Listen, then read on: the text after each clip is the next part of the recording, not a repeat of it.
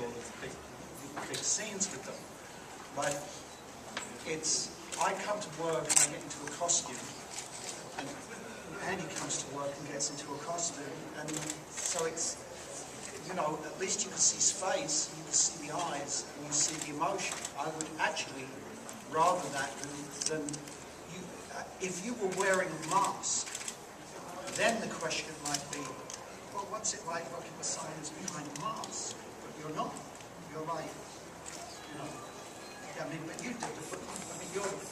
No, it's Andy. It's, you know, that's what's the great thing is it's not anything other than a really talented actor. Just when I'm seeing Andy's eyes and hearing his voice and hearing him talk about this kind of thing, that's another scene.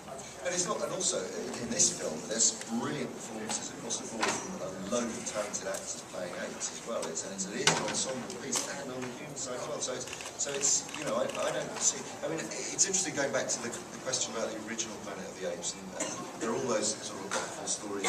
Well, the orangutan sat at one table and the chimpanzee sat at another table at dinner time, you know, and they were talking to each other. And you know, we certainly don't have that situation. You know, the actors are the actors. But that's where I drew the line.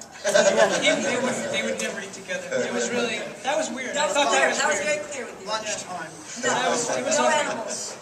The thing about it was, for me, was I'd never done motion capture, and my main interest really in being a director, I mean, I love telling stories, but the thing that's the most important to me is that world with the actors, and getting to work with these people was such an incredible experience, and I thank you for that.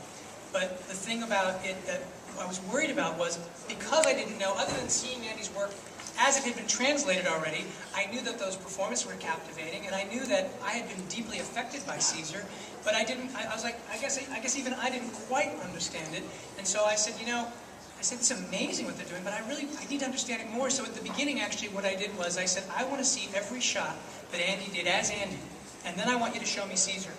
And what blew me away about it was that Andy was better than Caesar.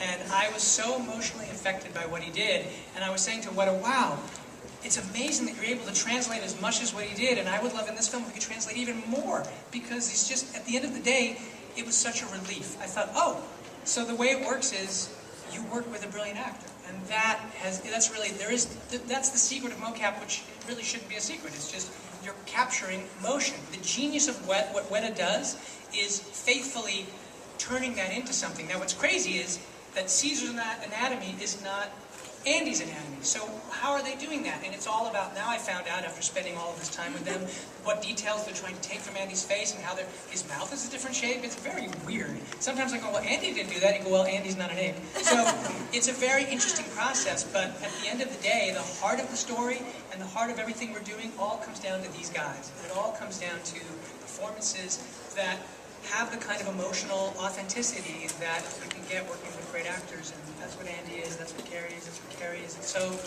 to me, as a director, there's no greater pleasure than being able to just basically sit back and watch them.